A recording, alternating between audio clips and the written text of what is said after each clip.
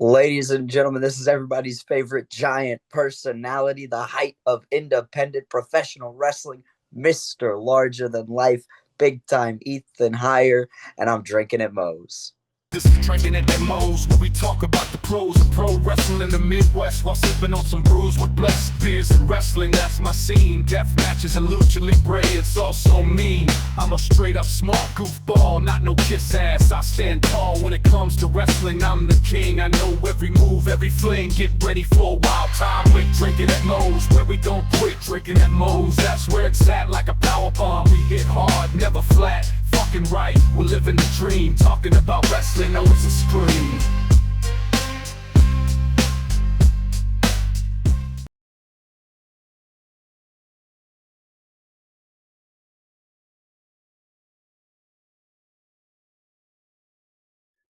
You know, I've always said here at Drinkinatmos, just because it says drinking at Moe's does not mean it has to be alcoholic. So I'm happy to say Drinking at Moe's is sponsored by Prince Nana Coffee. The exact same guy you see every week on Dynamite, on Collision. Yes, he has his own coffee, and it's freaking delicious. They don't even roast those beans until you've placed your order. And you might be telling me, hey, Big Mo, I'm more of a tea guy. They got you covered there too. Use the referral link in the description of this video. And let's get you dancing like Prince Nana with Prince Nana Coffee. All right, everybody, welcome Drinking at Moe's. Big Mo here. You know the drill. YouTube, like, subscribe. Wow, words are hard, and I haven't even drank much today. Like, subscribe, all that good stuff. Don't forget about the audio platforms.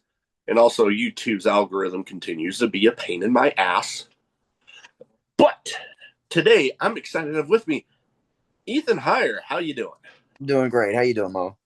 Oh, I can't complain. I've had some good stuff coming up. I've had a couple interviews that I actually just released one of them as of recording last Friday. Sweet. That I've been looking forward to for a while, and therefore made my count on the amount of people that I've interviewed from the very current PWI 500 up to 20. Oh, wow. Heck yeah. Which is kind of crazy for me thinking, looking back on everything. Right. But, yeah, and then I've got some ideas coming up that kind of my own version of things for oh, God. I forget the guy's name, but he does a lot of stuff at Major League Baseball games where he's coming up with these random heckling different random players. Yeah. It'll say stuff like, oh, I bet you reply all the company-wide emails, you bum. Yeah. And okay, my whole thing when going to shows is I make it my mission to make somebody crack. Wrestler, referee, manager, ring announcer, somebody. Yeah. I've done some high profile ones, but it's always my mission. So I'm like, oh God, that could be a great extension of that. Yeah. Oh God, one of my favorite ones from that guy, before we get into the stuff I have for you here, because I just got myself thinking about it, so I gotta talk about it. Yeah. One of my favorite ones from that guy at the baseball games that I just saw recently that I might end up doing at one of the wrestling shows that I go to. I forget who he was heckling, but he's like, I bet you think mayonnaise is an instrument, you bum. And I'm like, oh God, that would be epic. Yeah. Oh man. So all credit to that guy. Yeah. His videos pop up on my stuff all the freaking time. The dude's hilarious, but I'm gonna much like I've talked about with different wrestlers that have come on the show, nothing wrong with taking inspiration from somebody, but just flipping it just enough to where it's your own deal. Yeah. So I'm definitely taking inspiration from that guy. So we'll see what I can get cooked up here. But anyways, Lord knows I get on some tangents on this show. Sorry. First thing I like to start off with everybody when they first come on the show. What got you started as a fan? And then what got you deciding to make that leap into the business? Okay, so being a fan of wrestling, almost ended up being kind of a given growing up. It was always on in my house. It was my dad used to have like his collection of like he had like a little shelf or whatever of like his collectibles and things like that. Like, And so yeah, exactly. So eventually it got to a point where, my little kid pea brain was starting to process the words and actions and sounds and colors and things coming from the TV, and I started following what was actually going on. yeah. And then, of course, as I got older, I started to be able to follow it a little bit more. I understood the basic Yeah. as it first started to click for me. I understood the basic okay, there's here are these guys and they've got problems with each other and they're fighting about it and all that stuff. And then as I got a little bit older and stuff, and I started to really kind of grasp the personalities and the stories that were being told and all that The stuff. little intricacies of the whole story. Exactly. Once I had that down, it was off to the races, and I had been a fan for pretty much the rest of my life after that. So I've always been a fan, from childhood. The first guys that I think really like that I was able to how do I put this? Like the first ones that really like stuck in my head when I was really able to like process everything and what's Yeah. going on and all that stuff. It was like, okay, these are the guys that like I instantly remembered, was like Cena, Rey Mysterio, Shawn, Triple H, Edge, Who I've met before. and then I got to meet Edge a couple of years ago before I started wrestling. I was like, is either just out of high school or just getting ready to graduate high school. And they do like the Comic Cons and stuff around town Yeah. all the time. I live in Louisville, and so they do them in Louisville. They do them in Lexington. They go all over the place. And so of course every time they do those Comic Cons, they have all the wrestlers that come up and they set up merch tables and gimmick tables and all that stuff and do the signings and photo ops. And so I went to one of those and I got to meet him at one of those. And even just standing there like talking to him at the gimmick, like he sat, had a little conversation with me. It was super, super cool people. Oh yeah. Yeah. I remember the time that I got to meet him was actually at and it's a little bit of a bummer that the last couple of years they just didn't do this. Mm-hmm. But the World of Wheels auto shows, Yeah. at least one day out of the weekend, they'll have a wrestler there. The last couple of years, at least here in Omaha, they haven't. But one year, that's where I met Edge, and I had a shirt on from the minor league hockey team here in town. Oh, okay. And he was asking about that, and then I ended up the Elimination Chamber cover where it looks like he's biting the cage. Oh, yeah. I got that signed by him, and I got it framed. I'm just waiting to get it displayed up here. Yeah, that's cool. So that's one of my prize, the wrestling-related autographs I have, for sure. Yeah. We used to have a lot of those in the area too. It was the Carl Casper auto show. And they did the same thing. They would bring in at least one guy every year. Every couple of years, you catch the odd, like you might have somebody that was either local or they weren't advertised as heavily because they weren't with the company anymore. Because a lot of those meet and greets were booked like through WWE. Yeah. But then, like, I remember one year we had Million Dollar Man come through, and he independently booked a meet and greet for that convention and set up at the car show, and I got to meet him there. Jim Cornette lives around the area, so like anytime there's anything going on, he'll set up a meet and greet and put a gimmick table out and stuff. Um, but yeah, I was doing stuff like that as a kid, like all the time growing up. And then it was one of those things where, like, every kid has that phase of like, oh man, I'd love to be a wrestler when I grow up. And I Yeah. never grew out of that. So as I got into school and all that stuff, I did football, I acted, I did like high school theater and all that stuff. Um, and then I graduated like right as COVID hit. Oh Um, boy. it was, yeah. So like literally, I'm prepping for my last like month of school or whatever in May.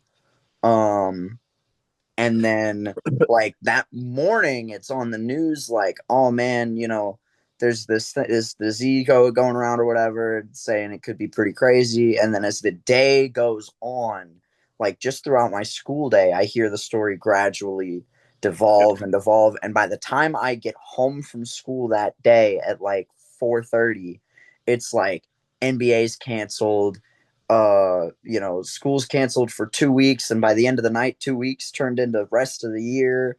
Like everything was shut down. Just like within a day, it just Yeah. all just like out of nowhere. And so my graduation happened through COVID, and then kind of being thrown out into the real world, and there's no real world to walk out into. Yeah. It's like, man, what do I do? Yeah. So it was a lot of just kind of waiting for the world to open back up and figure out, like, at least I was able to sit back and be like, all right, at least I have this, like, the world has been hit with this like pause button, and I get to just like sit and wait till they hit play again while I figure out what I'm gonna do after school, because I wasn't really sure anyway. Yeah. um so I'm like, okay, well, at least I have this time where like nothing big or crazy is going on because everything is shut down right now. That like the whole world is just waiting for things to get moving again. So I've got that time to like figure out what I'm gonna do, and then by the time the world does get moving again, I can actually get that stuff Yeah. going, and I'm right on track. Like I'm not behind anybody or anything like that. Um, so finally, when like restaurants and other essential places and things like that started opening, like hiring again, I got myself a job, started saving up, like I'm gonna try to come up with a game plan. And then I found Grindhouse Pro Wrestling, which is Mm. about 30 minutes up the road from me, in Louisville, over in Jeffersonville, Indiana, right across the bridge. um and I realized that, like, for how close they were and how affordable they were for my budget and what I was making at my job at that time, that like, oh, I don't have to like save up for a year or two or three or whatever to be able to maybe start taking a beginner's class then at like an OVW or something like Mm. that. I can take, my next paycheck and drop my first monthly payment right then and get started. So that's literally what I did. The very next paycheck that hit, I took the paycheck to the bank, I deposited the paycheck, and then I immediately withdrew the cash amount for what my first monthly payment was going to cost me right back from that paycheck. And then the next day, I went to the building, nobody was there. I didn't Mm. realize what their training hours were, and so I came the day after that and I caught them during training and was able to sign up and get started and all that. And I had my wad of cash ready to go, and they're like, well, hold on to that, like, we got like paperwork and stuff we got to fill out and all that, and then you can get started. But I was ready to go. I was, from pretty Oh much that point on, I was determined, like, that's going to be the path. It's like all or nothing on that. And COVID really gave me the time to like sit on that and think about, like, you know what, maybe that's not so unrealistic as long as I take the right steps and do the right work and all that stuff. Um, yeah. at That's least give it the shot. Yeah. No, that's the whole thing with all of that. Making sure you're taking the right steps and getting properly trained, air quotes, Yeah. properly, because Lord knows we've all heard the horror stories of different places pretty much taking your money and running, Yeah. but we won't concentrate on those. Right.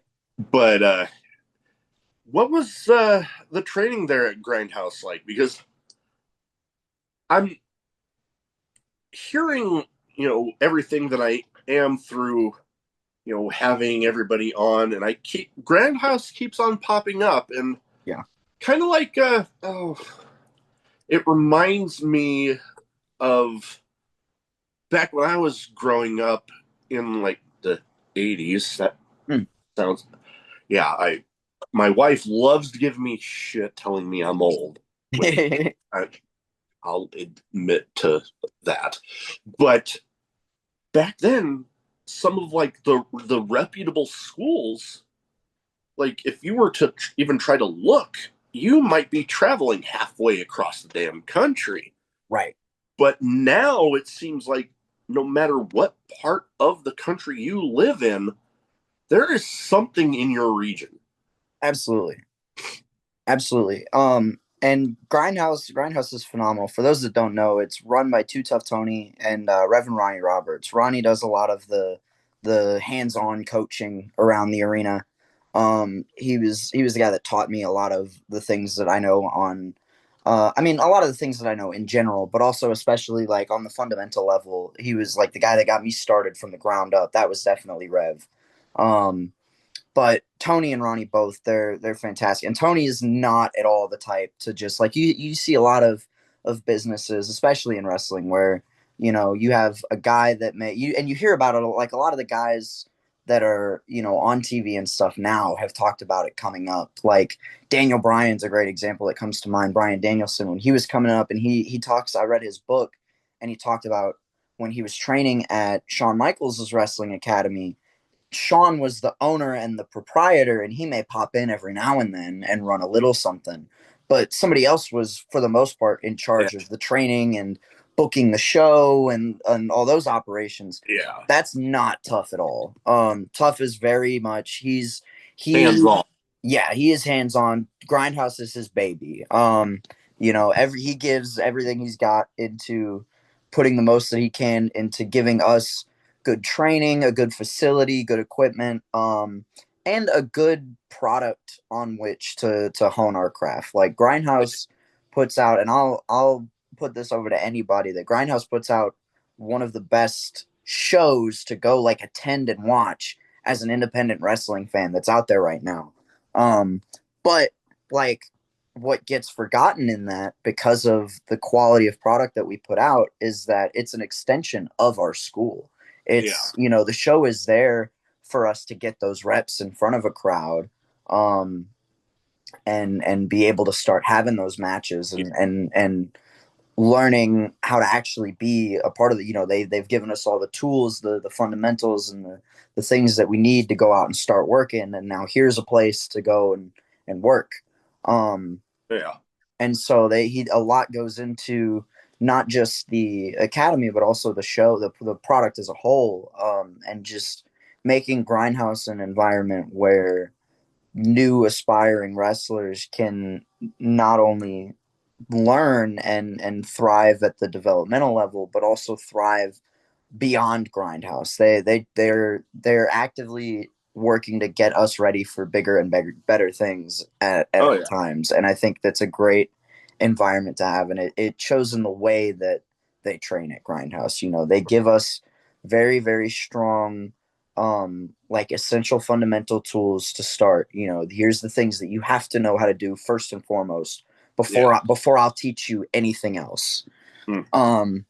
And then you'll learn some of the things that you need to, you'll level up your game as you go, Yeah. but you'll also pick up so much on the the the emotional level and the psychological level, being a personality, being a presence that people will come and pay to see, being a star that people can build that emotional connection with and want to invest in you.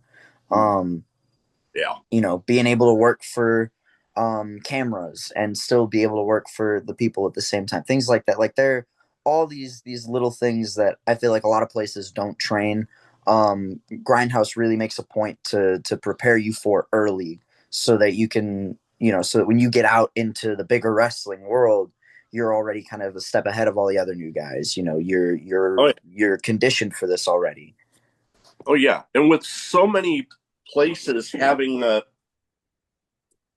TV or just a streaming platform, like with got the plethora that's out there, it you you need, it's very important to have that, TV minded wrestling in your head, to know where the cameras are. Like, oh god, the one, and I mean, we haven't seen her in a while, but the one image that keeps on popping up in my head every time I think about knowing where the cameras were, when Britt Baker would have her like submission move on somebody, and she'd just look right at the camera and just signal to the camera. I'm like, that is what a lot of that is very important now, because now you're giving the viewers that won't be there in person, you're drawing them in, because it's one thing to draw the crowd that's there in, but to be able to figuratively reach through the screen and draw in the people that are watching from home, that's a whole nother deal. Oh, absolutely. Absolutely. And on the flip side of that coin, like if the crowd that's there isn't invested in what you're doing, the whole atmosphere suffers for it. And that's something that Grindhouse does a great job of making sure. If there's one thing that Ronnie and Tony try to make sure that everybody gets out of training at Grindhouse, it's how to bring a crowd in to your work and get people to personally and emotionally invest in you specifically as a performer and the things that you do. Oh, definitely. That's definitely needed. I know I've been, with almost 400 episodes now. I think I'm at, with this one, 389. This one. And Grindhouse, I've been more familiar with the promotion side of it, but hearing things from other people, the school, hearing it from you, I love what they got going. Grindhouse shows, from the stuff that I've been able to see, because Lord knows, with the amount of wrestling I have to watch for the channels and stuff, I don't, sometimes certain promotions I don't get to watch as much of, because like I said, the streaming platforms and everything that's out there, there's wow, words are hard. An ungodly amount, like just the sheer numbers of the platforms is just nuts, thinking how much is available out there. Yeah. But one promotion that I've seen advertise on social media for you, and some I've actually been the official podcast partner for this promotion, Fantastic League of Wrestling. Yeah. Proud to have played any part in this. Season 2 officially, it's getting wrapped up here soon. Yeah. They got a great show coming up for a good cause, actually partnering up with a few different promotions. But it's definitely been a fun time getting to know the different talent that have gone through there.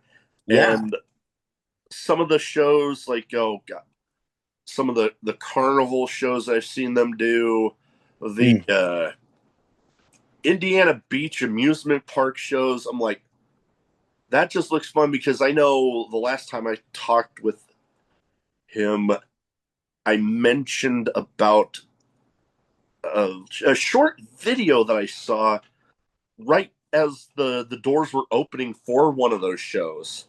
Yeah. And just seeing the visual of the big ass line getting ready to come in there, I'm like, and he told me, whose idea that was? It was like, that was mine. I'm like, hey, you had me intrigued, because it was like, that just looks like fun.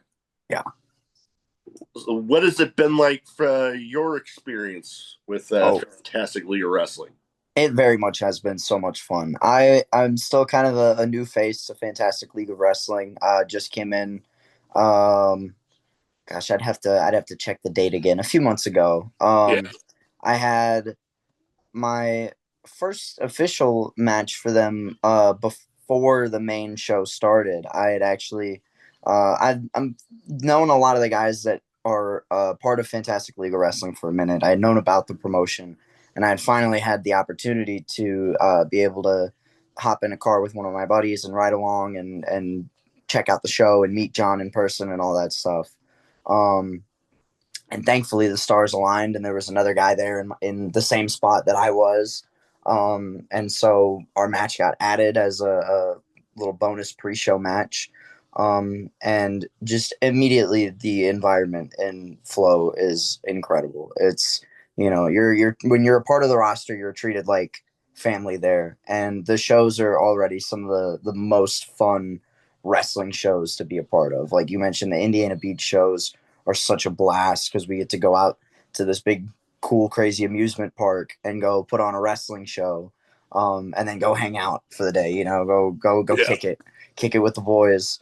Um, the fair shows are such a blast for the same reasons. I've only just now gotten to kind of dip my toes into some of the shows that Flo's been doing. Um, I know the schedule is out. I know there's like For the next season. for season 3. I know there's scheduled to be like an international interpromotional show between Flo and Mexico. Yeah. FCW. So I'm really excited for that. That's another thing that like has been a big goal of mine for wrestling for a long time, is being able to wrestle internationally. And that's a door that Flo has now opened with shows like that.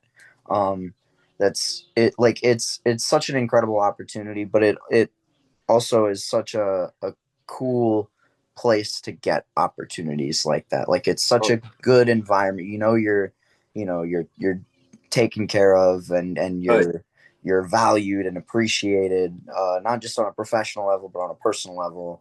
Yeah.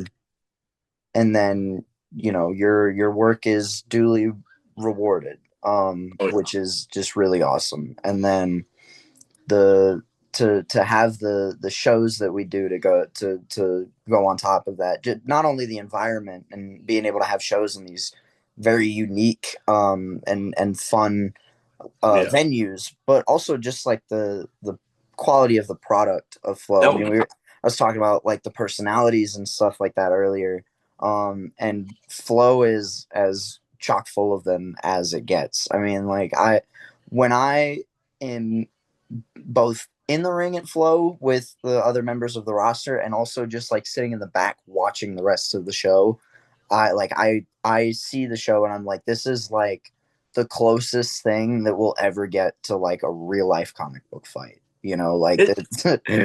It's very much like that there, because I know for a lot of their shows, they've had comic book like covers for the different shows, and different people I know on the roster have had different art done like comic books. Yeah. It's just, oh man. I am spacing on the name of who does it. I know I've been told it before, but man, they do amazing stuff. Yeah. And before I actually I know they have different stuff for the people on the roster, but as being an official podcast partner, I even have the ref shirt. That's awesome. Yeah, I love it. It is something I am definitely treasuring. I'm going to have it framed up here. Whenever the hell I get stuff started getting hung up around here. But yeah, I've got nothing but great things to say about the whole promotion. Has just been great. Going international, I've even had the opportunity, two promotions really had me having an opportunity to uh, get my first taste of international talent. One being, well, they're coming back here soon. Warrior Wrestling out of Chicago. Oh yeah. I got invited to be a part of their fan fest and go to the show in St. Louis a few years back. Oh heck yeah. And one of the highlights of it, and I mean, there I got a few stories, and I'll tell some of them later, but one of them was one of the matches that night was Jeff Cobb versus Jonah, aka Bronson Reed. I was sitting close enough that I could see the individual beads of sweat flying off of them as they're chopping each other. Those guys, and I got to, well, I didn't get to have Jeff Cobb on like recording with him, but I did get to talk with him a little bit, and dude, love the guy. God damn, frick, little shorter stature, but god damn, the dude's jacked. And Bronson Reed, this was relatively young in the episode numbers of the podcast, so I remember thinking like I'm like a fish out of water here, like oh my god, like a small fish in a really big ass pond. And walking up to Bronson Reed thinking there's no way in hell he's gonna win.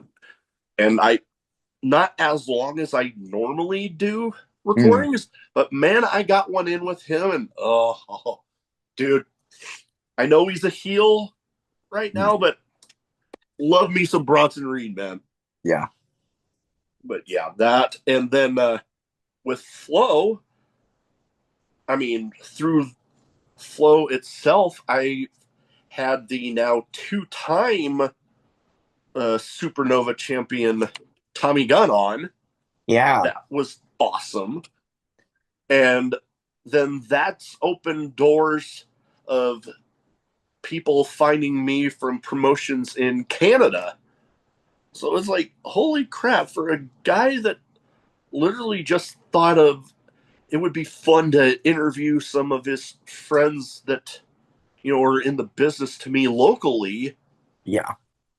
To sit here thinking, holy crap, I have interviewed a guy that beat Okada in freaking Tokyo, and now I've had people on that have wrestled in Mexico, Canada, UK, fucking Thailand. It's insane. Yeah. But another promotion that I've seen that as of this recording, I believe the show is still coming. Elevate Pro Wrestling. Yeah. The tag team title match that bit of a, I believe, triple threat, three-way dance, however, there's so many terms for that sort of a right match that, man, as a fan of tag team wrestling that I am really freaking excited to see and hear how that one turns out. But I gotta say this because I was looking at the match graphic, and I got people have complimented my beard, but man, the person that caught my eye on that match graphic, I'm like, what the? Literally half, like right down the middle of his face, and like half beard, half nothing. Yeah. And I'm like okay, I know you want to. The wrestling is a lot about visuals, and I mean, like, yeah, you're giving somebody a visual. They're like, that was weird. Oh yeah, and if you think that's weird, I know it was filmed. I don't know if it's been posted anywhere yet or not. So maybe I'm blowing the lid here, but at the last not the last Elevate show, the Elevate show before the last show, the last tag match I had at Elevate. After the show, we ran into the two of those guys backstage, him and his partner, and he would turn his face when he spoke and have full conversations with himself as if there were two other people. So your guess is as good as mine as to what's going on in that guy's head. But he definitely stands out, and we love that for him. Oh yeah, no, there is a saying I know I've said a lot on the show about uniqueness in professional wrestling can be kind of few and far between. Absolutely. But when you find it, holy crap, you've got something. Yeah. And that guy with that look, I can't remember very many people, if any, having a half, like literally half bigger, like the whole split personality thing. I'm like, that would fit. Yeah. It should be interesting to prepare for that match. We've got those guys. We've got Grappling Inc., who I've seen on a couple of different shows. Incredible, very, very talented tag team out on the scene right now. And then, of course, me and my boy Nakeem. And this is the so our last tag win earned us our spot in this match. And this will be the crowning of the inaugural tag team champions for Elevate Pro Wrestling. So Nice. It's cool to have an opportunity to get to etch my name in history like that. And do it with one of my homies, because me and Nakeem have been training together for, I guess, close to about 2 years now. So after I started training at Grindhouse, I made some friends at Grindhouse who invited me to come with them to these extra training sessions that they were just having, like with the homies, with this ring put up in a garage somewhere else in town. And Myron Reed was kind of the one overseeing the whole training and all that stuff. And so it was like me and Nakeem and my friend Dallas, referee Dallas Edwards, put him over real quick. That's my dog. And ZDP, Super Z, and a few others, probably Matt Diesel, Mickey Midas, whenever he was around, whenever he came into town or whatever. And so we were all kind of rolling around there for a while. And eventually we moved that over to the arena over at Grindhouse now. So now I do all my training in the same place, but I get to train with Myron and with the Grindhouse class and all that stuff. So Nakeem and I, that was 2023 when I started going to train with those guys in addition to my training at Grindhouse. So Nakeem and I have been rolling around together for about 2 years now. And we've started to really gel as a unit.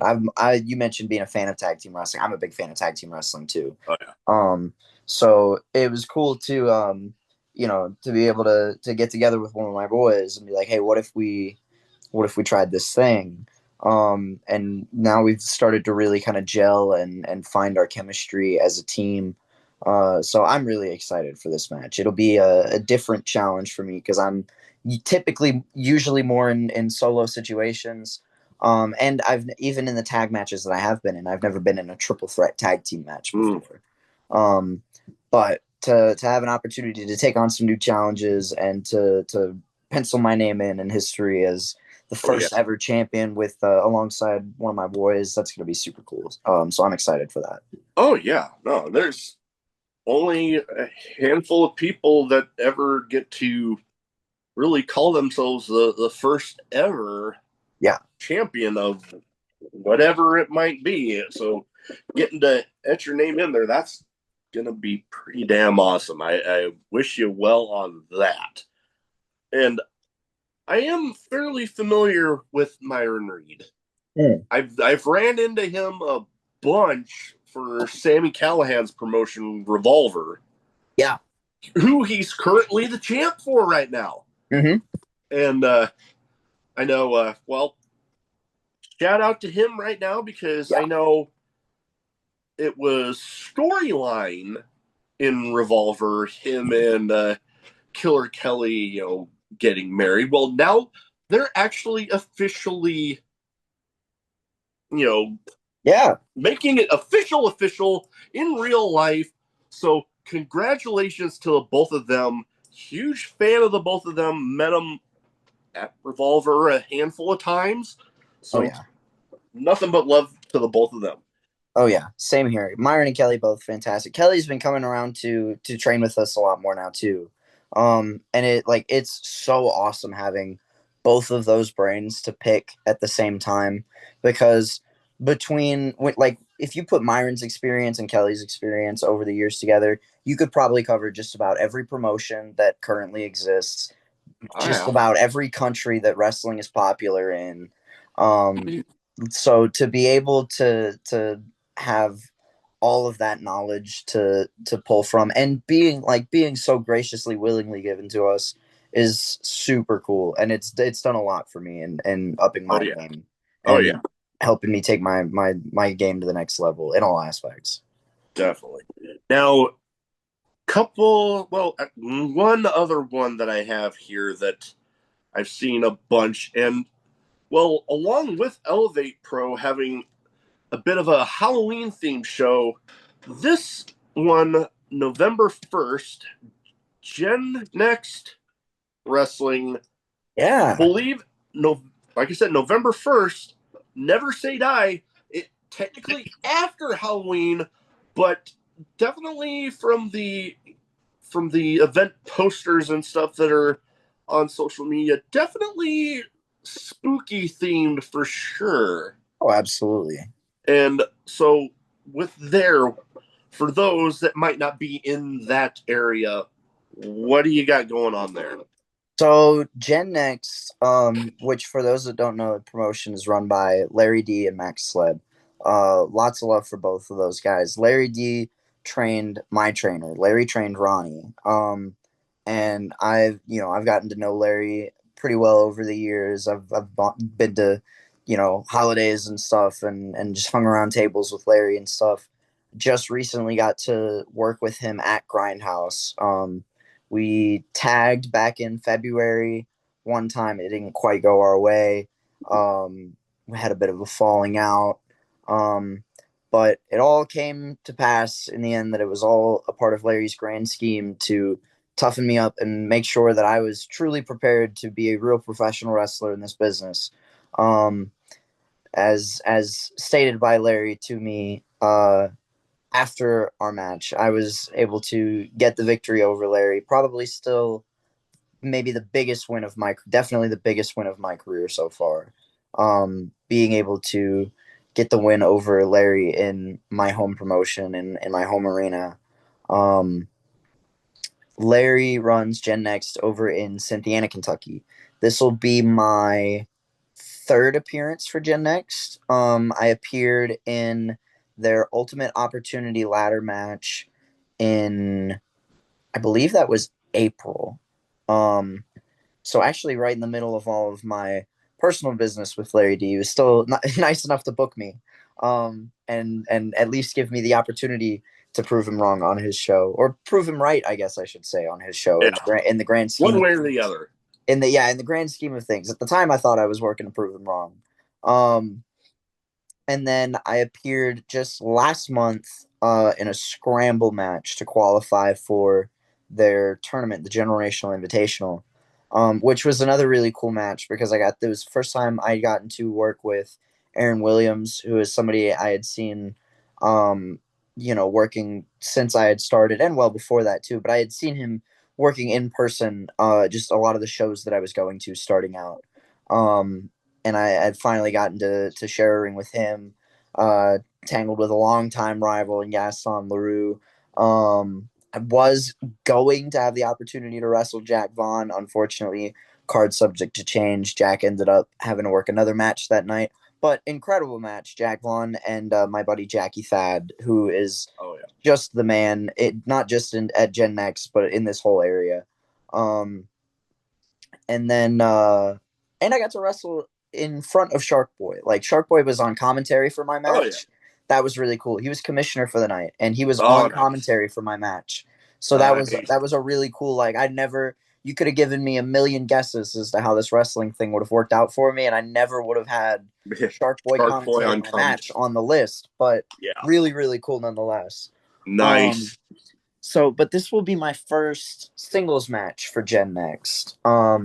Wrestling Tyler Vox, who is another guy that I've been seeing around since I started, but I've not yet gotten to share the ring with him. When I started at Grindhouse, there was another promotion that was also running in the building called Paradigm Pro Wrestling. Ah, yeah. I'm Yeah, familiar with them. and so that was the first place that I saw Tyler, him and Bruce Gray, DD Trash. So I had seen Tyler and Bruce around on a lot of shows. I'd worked on some shows where we were on the same card together and stuff. But I've never shared the ring with either one of them. So I'm really excited for this opportunity to get to mix it up with Tyler. Um, having seen some of their matches live, I know how, let's say, unpredictable Tyler Vox can be. So I don't know entirely what to expect, but I know that I got to go in prepared for anything. So that's how I'm going to do. That's how I always do anyway, being, Yeah. punching up as often as I have to. Um, so it should be good. I'm very, it was a match that I didn't know I needed until I saw the graphic and Oh, the yeah. excitement that I felt for the opportunity to have that kind of match on a show like Gen Next. Yeah, it should be good. I I can imagine. Yeah, that's going to be something. And you okay? Before we get into two categories that I have here, Mhm. you brought. I, I know I've talked about going on tangents every once in a while. You brought up a memory, another thing that I'm like, man, now I gotta, I gotta get it out. Mhm. But you mentioned Shark Boy on commentary. I've only really had the one time I've been able to do commentary. I want to do more, but yeah, let's just log story on why the promotion that it was for isn't running anymore.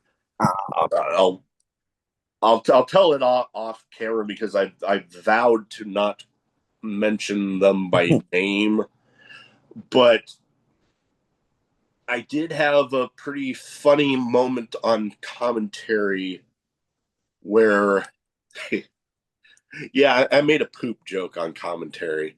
Nice.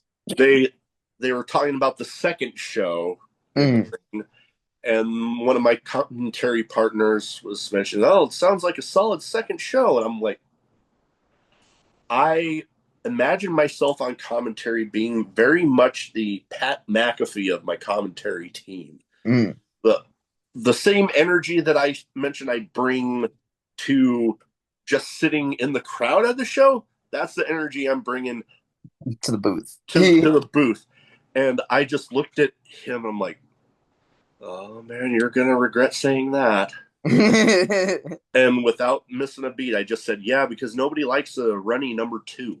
And he was just like, oh, you. Yep. I could not help myself.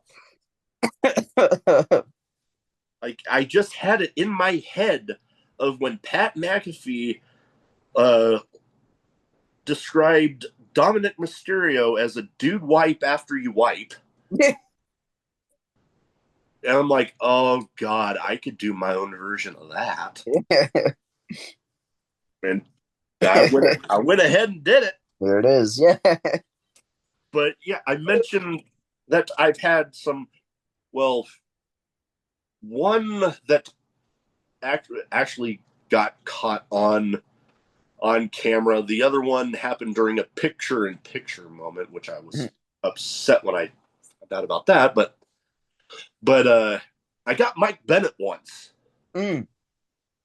It was when the whole Undisputed Kingdom was really first getting going, and Roderick Strong would just randomly yell out, "Hey!" Yeah. I found a moment during a match where, oh, the crowd had just died down. Well, just a little bit for a moment. They were both in separate corners. I just yelled out, "Hey!" And he looked down like, I swear it looked like he was saying, "You son of a bitch." But I talked with him after, and he was like, "Dude, you popped the hell out of me." I'm like, "Yes." And then my other one before the whole category thing I have here happened at a collision taping. I was sitting like 2-3 rows behind the announce desk, and earlier that week, Toni Storm had made a comment about Mariah May slapping the tits off her opponent. And I'm like, oh God, please tell me Toni Storm is going to be there. She had a match, and again, had in the corner, and I just yelled out, "Slap her tits off!" And Luther just, what the I went back and watched it on TV, and that's how I found out it happened during the picture-in-picture moment. Oh, yeah. Because I saw the reaction I got out of him, and then I'm like, God damn it! I know that's where it happened because I know the reaction I got. Yeah. But yes, funny memories at wrestling shows of me getting people to crack. So many. All right. Now, my 2 categories here. First one's a bit of a name game where I name off some people. You give me some thoughts on them. And I try to theme it towards the guests as much as possible. And each of these people have either been billed as from somewhere in Kentucky, usually Louisville, I think both of them, or I know I hear a lot about Louisville in Ohio. So the other 2 of them, Louisville, 2 of them, Ohio. Okay. So first one, a guy that he's doing his thing right now, Ricochet. Yeah, man. So, okay. This one gets an immediate chuckle out of me because there's this one specific fan, and I don't know by name what they're called because the usernames are all different, but I can tell it's the same person. Yeah. But there's one specific person on my Twitter, on my TikTok, on my Instagram, everywhere that is pushing so hard for a match between me and Ricochet. And I don't know why they're pushing for it, but I am all for it. Yeah. I don't know why the idea of me versus Ricochet, and it seems that I'm not the only one. I think this person is just trying to get dream matches for Ricochet. They seem like they're just a big Ricochet fan that wants to see Ricochet work all these indie guys that they like. Yeah. And I guess I happen to be one of them. But I'm all over that. Me versus Ricochet anytime, please. Yeah. Ricochet, I've watched Ricochet for probably at least 10 years now, if not a little bit longer. I had heard his name float around like this urban legend for years as a kid before I really got familiar with the independent scene. And then by the time I really came across independent wrestling, he was starting to make his run in New Japan and like the junior heavyweight division and running the Super Junior tournament and all that stuff. And so he was going back and forth between like New Japan and ROH and PWG and all these other promotions. And so Lucha Underground. Yeah, Lucha Underground. That was a big one that put me onto Ricochet. I still remember, not to interrupt you, I still remember when I first made the connection, Ricochet and Prince Puma, when I had just watched some Lucha Underground, and then I was watching a New Japan show, and I'm like, that tattoo. Yeah. That looks familiar. Yeah. And then I was like, oh my God. Yeah. I didn't realize at first either. I had this pretty much the same experience. Um, but yeah, Lucha Underground was another big one that really put me on to Ricochet with his work as Prince Puma. The matches he had like in the early season with Rey Mysterio and the matches between him and Johnny Mundo, Oh yeah. oh man. Oh Um, yeah. I've so been I really started catching on to Ricochet right around that time during that run. oh yeah. Um, and then following his career from NXT to WWE to even his work now in AEW, like before I started wrestling, seeing a guy Ricochet's size from Kentucky making it to the big stage, that was my like, I can do Oh, this. I can do oh yeah. this. Um, so that's part of why in addition to just the fact that like he's Ricochet and he's a phenomenal worker and I'd love to have the opportunity to have a match Yeah. with him. It on a personal level, part of the reason I'm so on board with this guy's idea of me versus Ricochet is Yeah. because it would have that meaning to me to be able to have that match with a guy that was kind of the beacon for me Oh in yeah. my adolescent years, aspiring to do something in this business, Oh yeah. being from the same state, being of a smaller stature and being able to make it to the big stage and have these big matches with these marquee names and stuff, Oh yeah. the kind of things that I aspire for, this guy has been able to do. So to be able to have that match would be really, really cool. Oh yeah. And you know, as huge of a fan of Lucha Underground as I am, I this podcast has even gotten me lucky enough to actually talk with a handful of people that went through there. Mm. Like, oh god, Lil Cholo. Oh yeah. Dude, talking with him, loved it because where I got my start watching independent wrestling was in Southern California because I was stationed in San Diego. Okay. And then, oh god, I struggled to not fanboy out like crazy for this one because I got to talk with famous B. Mm. And you remember those vignettes he had where he looked like a kind of a cheesy used car salesman sort of thing? Yep. There was like the one to get fame. Yeah. And much how I had you do the intro thing, I'm like, I didn't ask him because I'm like, oh, I don't want to be like, oh, can you do this for the. Right. So I was like, in my head, I'm thinking, oh man, if he did that, that would be cool. Mm. And then he did it. And I'm like, struggling to fanboy out like crazy, man. And then, oh God, who's former Lucha Underground champion Marty the Moth? Nice. That was fun. That was a fun one. So yeah, huge Lucha Underground guy. Yeah. Now, next one, somebody that's actually been on the show, somebody I'm a huge fan of, and I've said it before, I'll say it again. Just thinking how young this person is and how young they got their start in the business, just thinking about where they could be when the thought creeps in about retirement. Holy shit. Yeah. Billy Starks. Oh man, I knew as soon as you started the introduction where this one was going. I love Billy to death. I love Billy's whole family to death. Billy, Mouse, Rebecca, all phenomenal people. Billy came up in Grindhouse as well. She came up through a different regime of coaches, Yeah. but she came up in the same school.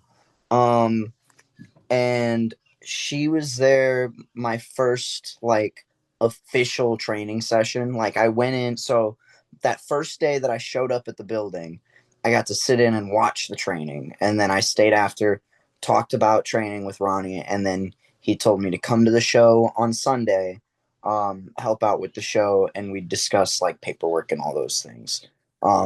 So the next day, that Monday, I had my first like official training session. And Billy just happened to be there. This was 2020. two. So she wasn't signed yet. But she was really starting to pop off on the indies. She was doing GCW. I mean, you name it, and Billy was there, and she was Yeah, a superstar there already. yeah, she was Um, just about everywhere. yeah. Um, and like even then, it was crazy because it was my first day. I'm 4 years older than Billy, at least. But she had been wrestling already for like 4 years at Yeah, that point. Um, and just I ended it ended up like in the rotation in the line for the drill that we were doing that I got to roll around with Billy a little bit that first day, and it was just so insane to me watching this little girl just wrestle circles around me. um, um, yeah, like putting me where she needs me to do stuff to me, like it just like my mind was blown. yeah. And then to be able to like follow what Billy's been able to do and accomplish since then is just incredible. I think I speak for everybody like in this area when I say that we all feel a sense of pride seeing the Oh, things that Billy's sure. been able to accomplish. And her folks are wonderful people too. Mouse Oh, is yeah. a phenomenal photographer and a Oh, phenomenal dude. He's great. always so good to me. I have so much love for Mouse. And Rebecca as well. Such a sweet woman. I've actually had They're Mouse on too. yeah, Yeah. yeah. I love those two. The that whole family's always looking out for everybody, and it's so much appreciated. Oh yeah. There's all three of them are such a positive influence in the wrestling business.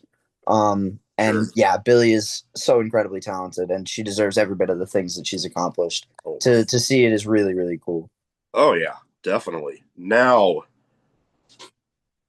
I actually, well, before we get to the next one, I actually, after having her on, I actually got to witness my first live Billy Starks match at Hmm. Revolver for a scramble match, and I always I like whenever I get the chance to meet up with different guests that I've had on after, and you know, having them, especially some of the some names that out there. Oh God, I'm trying to find the right word here. Some of like those like huge names out there, like Billy Starks or some of my other personal favorites, but having them recognize and remember me from having recorded with me is always like, oh, dude, that those senses of validation that it's like, oh, well, all right, I'm doing all right. Yeah. But speaking of Revolver, the next person, the guy behind the helm at Revolver, Hmm. Sammy Callahan. Sammy Callahan. Sammy Callahan is another one that I watch a lot like in my adolescent years. I caught on to Sammy Callahan um like through osmosis of Dean Ambrose. Mm, Because I was 13, like 12, 13 when the Shield debuted. Um and so digging deeper into all three of those guys, yeah, I discovered John Moxley and his CZW work and his indie work and all that stuff. And through that rabbit hole, I found Sammy Callahan too. Um, and Sammy Callahan is a guy that I feel like even now, um, if it's not like if it's not overt, it's at least in some little thing like his influence in terms of the things that he does in the ring to tell his stories are still like um prominent in the scene in like the Kentucky Ohio area.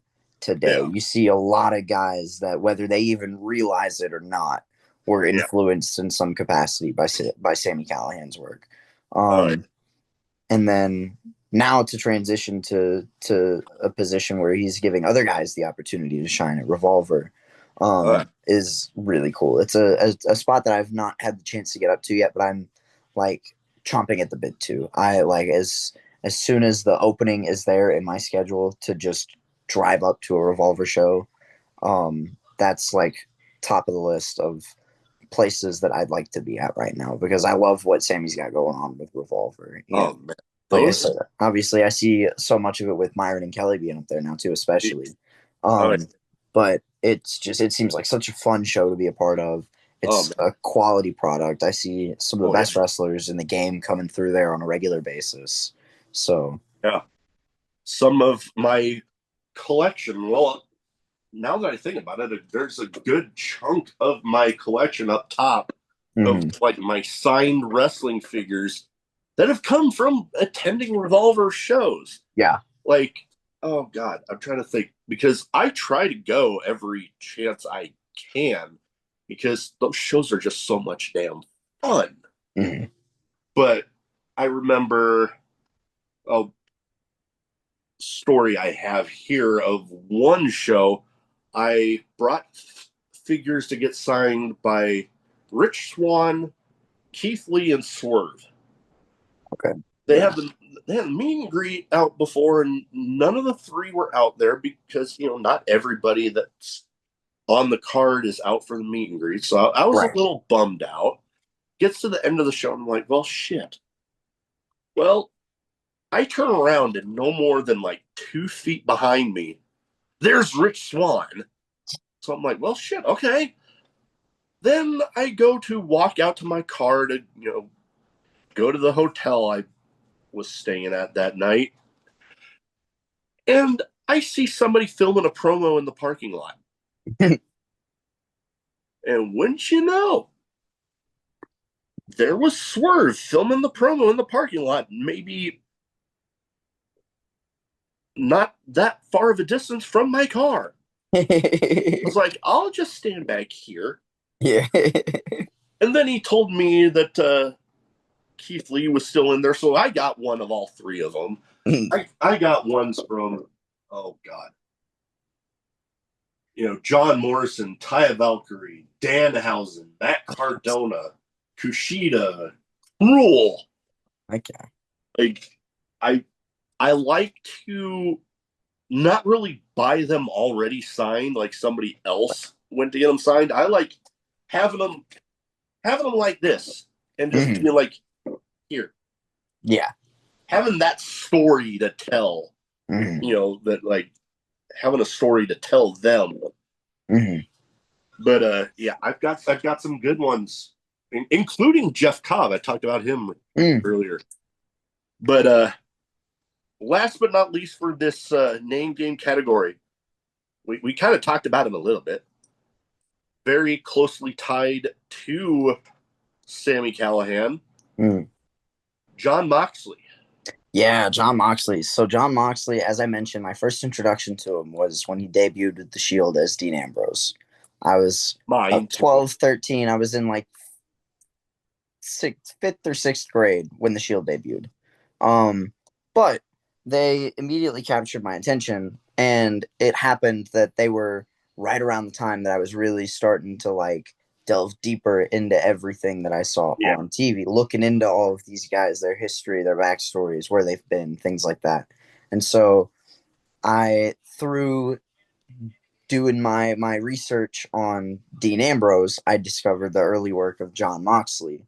And it was for me at that time, it was unlike anything I'd ever seen before, because I was still completely unfamiliar with the deathmatch scene outside of like the odd, like I might have a tape lying around the house that had an old deathmatch from Japan with like Foley or Terry in it or something like that.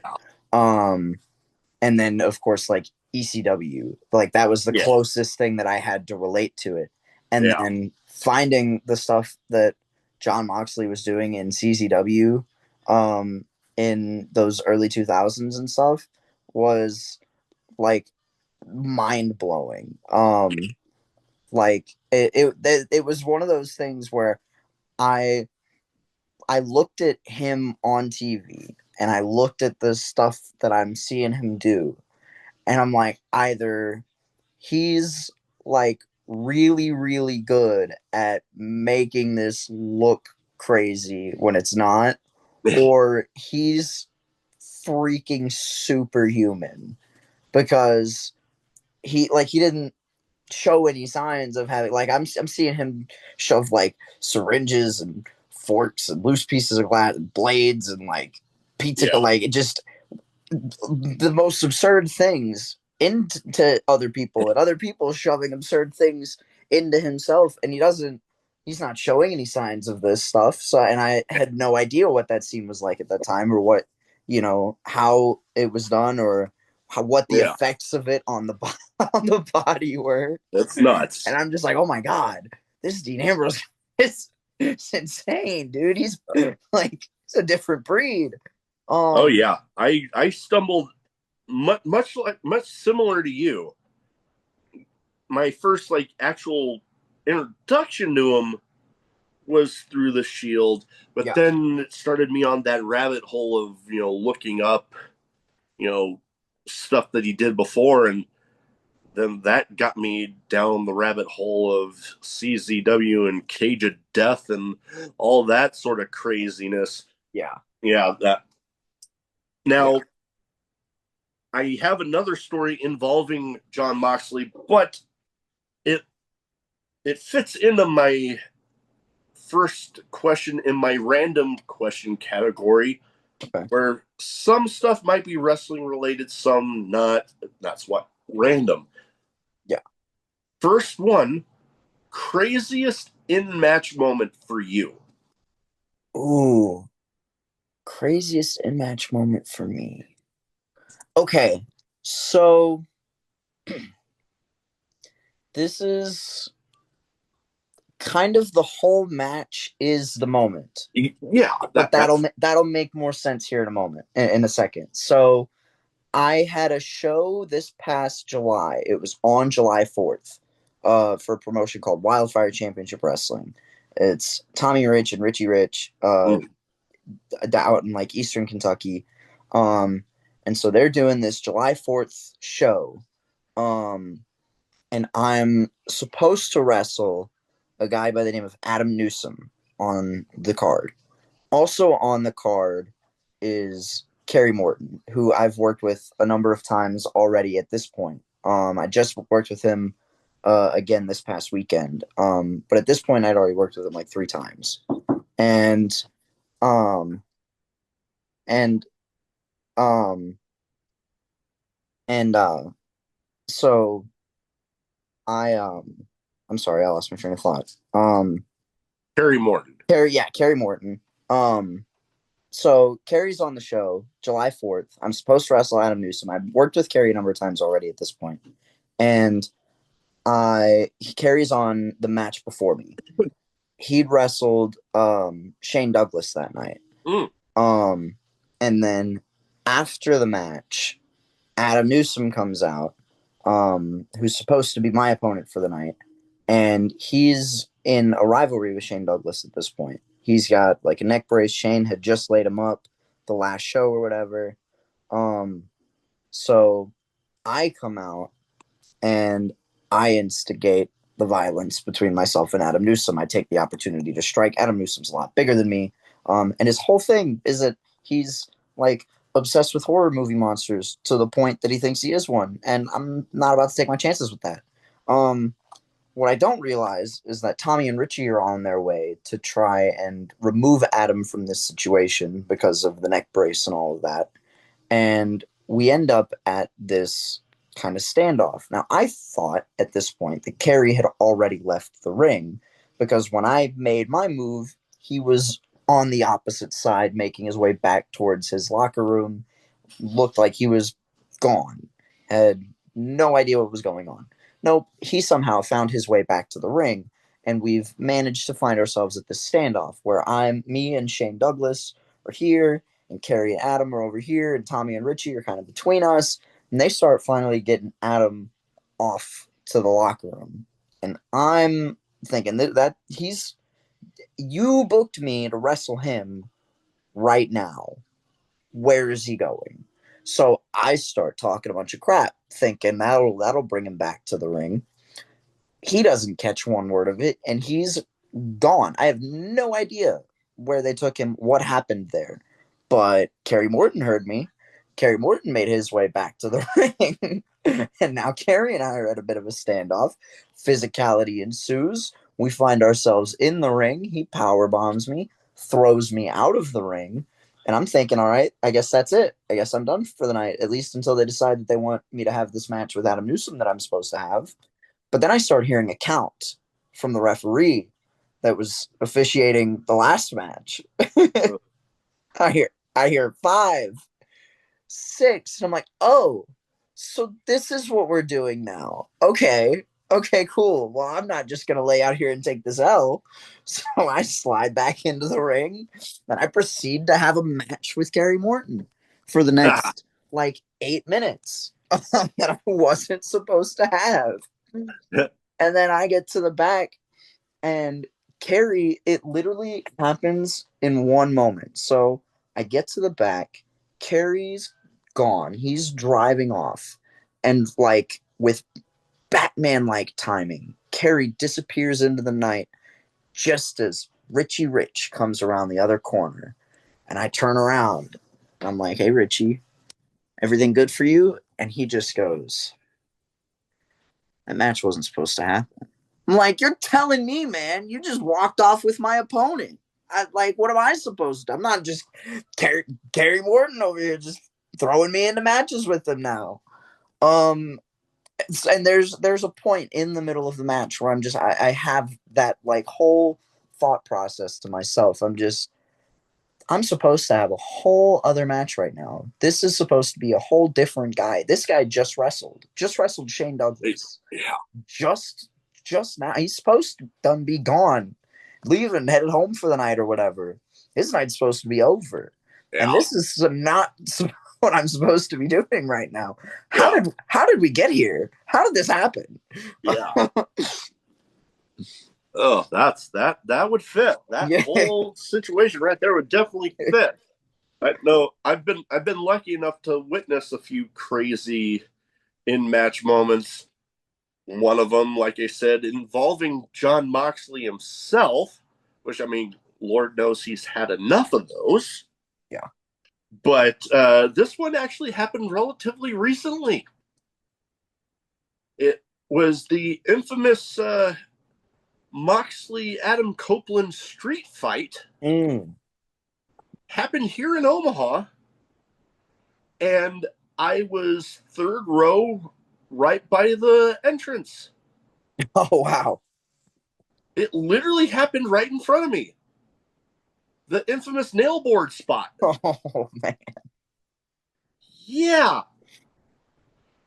I have a bad back, but I'm like, right the moment he landed on it, my back just jerked forward, like, ow. Like, I literally had a really crazy visual of them trying to pull that thing out of him and seeing the nails like they were holding onto his skin and it just pulling my shirt off. Yeah. Oh, man. Yeah, because dude. we've all seen nail boards used in matches before, like Abyss and different people. And we're all like, oh man, that would suck if somebody got suplexed or something onto that. Yeah. And it never happens. Right. It gets kicked out of the way or they land on the wood part. Never the nails. Yeah. And when he actually landed on the nails, I'm like, ow. Yeah. Yeah. Oh, man. Yeah, that was nuts. I've had some luck with some funny, crazy moments outside of the ring too. Oh Like yeah. that Warrior Wrestling show at Mm. the Fan Fest. Somebody that was going to be there hadn't shown up yet, and they were apparently going to be getting placed right next to where my podcast table was going to be. So Oh, they okay. were looking for where to put the name thing. Mm. And well, you may know of him, Frank the Clown, Oh yeah. the dude that's dating Mick Foley's daughter. Mm. And they were like, "Oh man, where should we put this?" And there was this little alcove that had the trash can right there. Mm. I was like, "Give that to me. I know where to put it." And I put it right in front of the trash can. Yeah, he got there and he was looking around like, "Okay, who's the wise ass?" And I'm like, "I don't know what you're talking about." Yeah, it was a fun time. I got nothing but love for the Warrior crew. Mm. I'm glad they're back. Now, as of this recording, we are inching close. We are in the Halloween season. By God, we're in freaking October. One thing synonymous with Halloween is definitely candy. Yeah. Favorite Halloween candy or just candy in general?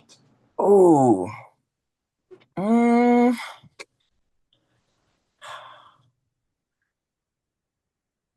I'm always a sucker for the Reese's. Oh yeah, Yeah. I was about to say that. That's probably my go-to. Anything Reese's really. Yeah. The peanut butter cups, obviously classic. I've become fond of the Reese's sticks. They're like Yeah. I basically liken them to a Kit Kat, but Reese's. Yeah. And they're freaking delicious. Yeah. Yeah. Nope. I'm with I'm you. right there with you. Yeah. Anything Reese's, yep. Nope, I'm good to go. Now, oh, good one here. I know you mentioned the guy that takes some inspiration from Halloween horror movie monsters. Mm. Favorite, if any, horror movie villain, monster, whatever you want to. Ooh. Um. Oh man, that's a tough one. It can be. It can be. Um.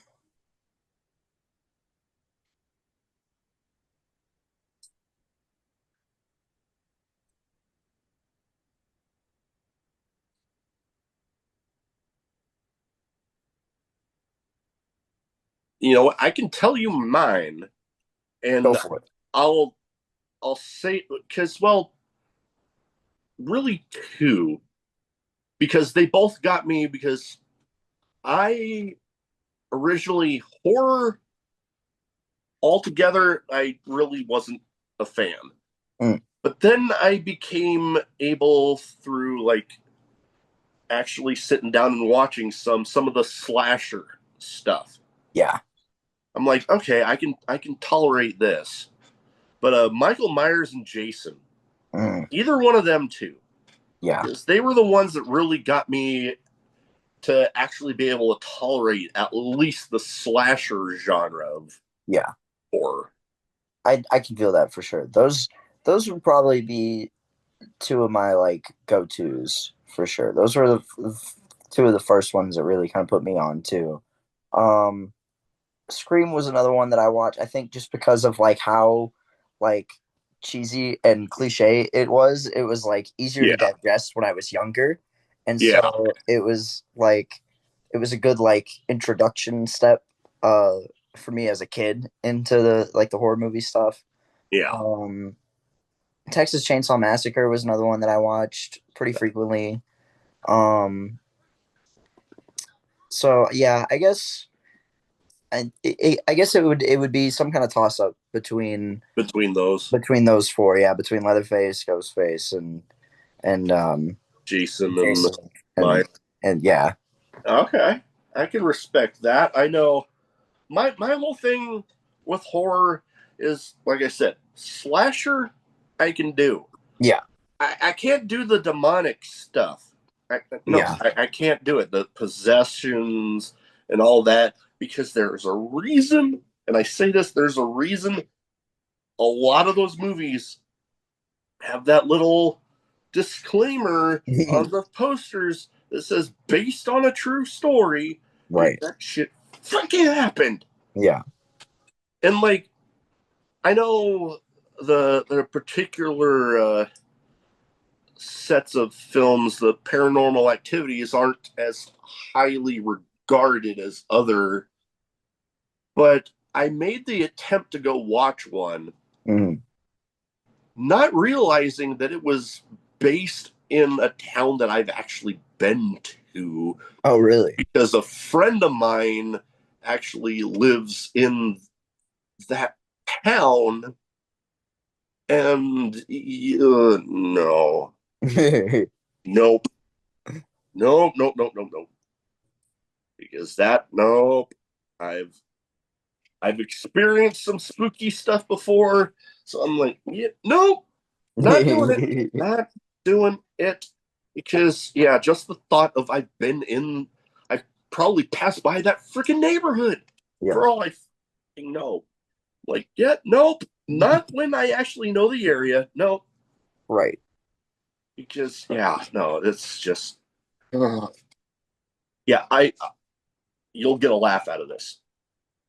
I ended up, I thought, there would be not so many people there, but there would be a few. I ended up being the only person in the freaking theater the day that I went to watch that one.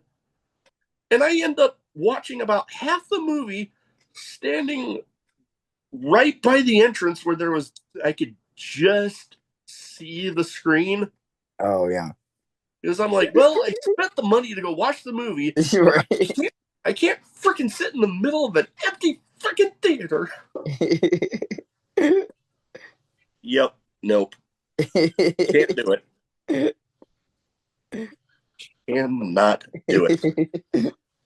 Now, with the name of the show like I have, I feel like I have to ask this one. Favorite drink, alcoholic or otherwise, or hell, both? I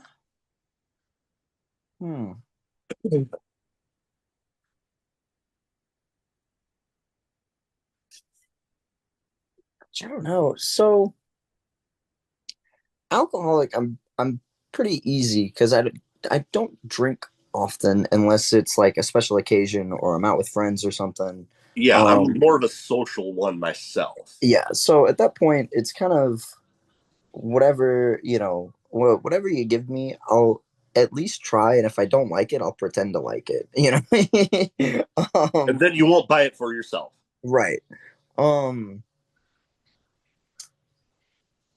Non-alcoholic, I don't know. That one's a tough one too because especially recently I find myself like just in different moods depending on the day, like being on the road so much. Sometimes it's like, man, I really want like this one specific thing, or like I've really got this craving for this thing, or I've had a lot of times where I've had to get this thing lately. Anything but that, So that's a tough one for me because a lot of it kind of just depends. I can understand that. Yeah. Definitely different situations, different times. You have different cravings. Yeah. I get it. I'm a bit of a Dr. Pepper fiend myself. I can always do a good Dr. Pepper. Oh yeah. And then I need to get more of this stuff. But it seems like the closest that sells it anywhere near me is like Kansas City, and that's about 2.5, 3 hours away. Stone Cold's Broken Skull American Lager. Oh, freaking delicious! Is it? I'm not gonna try it yet. Yeah, it's delicious. I'm a Stone Cold guy myself, so It's like I knew that if Stone Cold was putting his name behind a beer, it was going to be freaking good. Yeah, it's true. Like, he's not going to put his name behind a shitty beer. Right. That I need to get more. Mm. And Stone Cold, I joke about it, but I'm freaking serious. I don't get starstruck too easily. Mm. If I ever actually got to meet him, Oh yeah, I you're not getting a word out of me. you're right. I would literally I would become mute for that little bit that I'm in front of him, and literally I just hand him like one of my figures back there. I literally just be like, Mm. and all I just have in my head him being like, "Hey, use your words, kid. Goddamn, kid." So yeah, that's me. All right, now last but not least here, what is your best advice for anybody wanting to get into wrestling?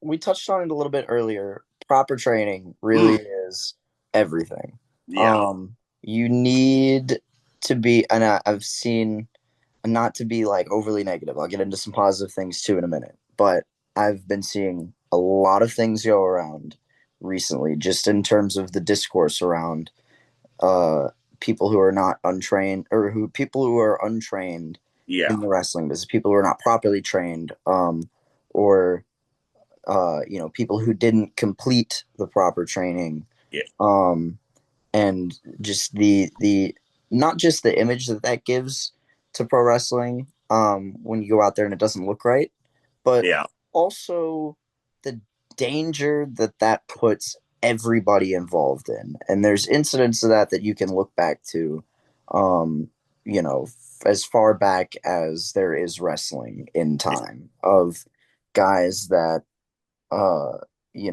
didn't have the proper experience needed, didn't understand the things that they needed to understand, didn't know how to do the job right. And because of that, either they or their opponent got seriously hurt, or worse. When you become a professional wrestler, you are putting your life into other people's hands, and you are taking their lives into your hands. And that is a very, very, very big, um, barrier of trust to cross. Um, so having the proper training, coming up in a good environment with good people who know what they're talking about, and are that genuinely have your best interests in this business at heart, that is number one, like item zero, top priority, yeah. to be able to do anything in this business. First, you got to find the right way in, and you got to do the right work to earn it and get good at it and really hone your craft at it. um that being said, once you've accomplished that, um I think the best advice I could give is to just always be prepared to learn, because you never stop learning stuff in this business. I'm only 3 years in. Um, there's no even if there was a possibility to know everything there is to know about wrestling, there's no Yeah, shot that I'm there yet. But yeah, there really is no way to ever know everything there is to know about wrestling. yeah. There's You're that always much to learning. know. Yeah, you are always, always, always learning. Um, and as you continue to get out into the wrestling world more, you'll find yourself, with the the the the knowledge around you.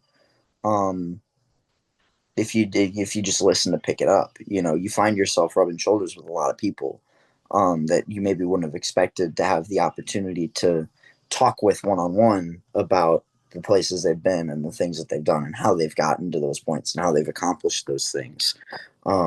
But I was talking about it earlier. I get to train with Myron and Kelly and Tony and Ronnie, and I've gotten to share locker rooms with Kerry and Ricky Morton and Robert Gibson, and I got to wrestle Hornswoggle.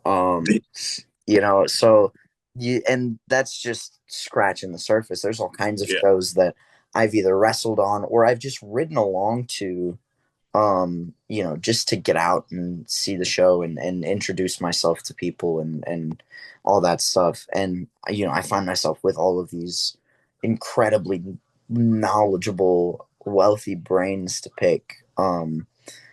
And a lot of them are just giving that information out if you're prepared to soak it in. Yeah. So to always just like have your ears on, be asking questions, be prepared to learn things, um, and to just never stop working at getting better. Applying those things that you learn and honing your craft, making sure that everything's smooth and crisp and clean and safe, and working on all aspects of your presentation. Just Yeah. the constant. Wrestling is an evolution game, and you've constantly got to be working to get better and to keep elevating yourself to that next level. So, that, I guess, my best advice would just be to always have your ears on and always stay hungry. Very, very great advice. Now, where can people find you social media wise? So if they don't already have their eyes on you, they can go ahead and get them there. So my social medias, I'm on like 90% of the platforms that most people are going to be on that you can find me on. They're very simple. So I'll spell my name out one time and then just stick with me, because my name is in all of my socials. I don't know if I see my name displayed on my screen here. I don't know if that displays for everybody else. Heyre, Heyre. My Instagram, Insta Heyre. Twitter is at Heyreman. TikTok at Heyre Talk. And then you can also find my YouTube channel. You can search Ethan Heyre, or you can go to youtube.com/HeyreTube, and you'll find my YouTube channel. I've got a folder with some matches of mine that have made it to YouTube on other channels that I've sorted into a nice little, here are Ethan Heyre matches on my Ethan Heyre page. I've got a couple of matches that I've posted myself on there as well. And if it's not on my page, chances are you can type in Ethan Heyre on YouTube and it'll pop up somewhere. Am I missing anything? Oh, and Facebook. I've got Facebook is very easy to find. Search Ethan Heyre on Facebook, exactly how it's spelled here, Heyre. It should be easy to find. It's got my mug on the profile picture, and all my information there, all my links and all of that.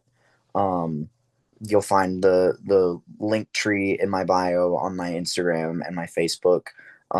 So all of my stuff is linked to that as well. Yes, I try to make myself very easy to find. Hey, that definitely helps, and I'll definitely have all that in the description. Want to thank you for taking the time to talk to me tonight. Been an absolute pleasure, and you're welcome back anytime. I'd love to be back. Thank you for having me. The pleasure's been mine. It's been fun. Now my issue with this fucking button again. I see it get there and then fucking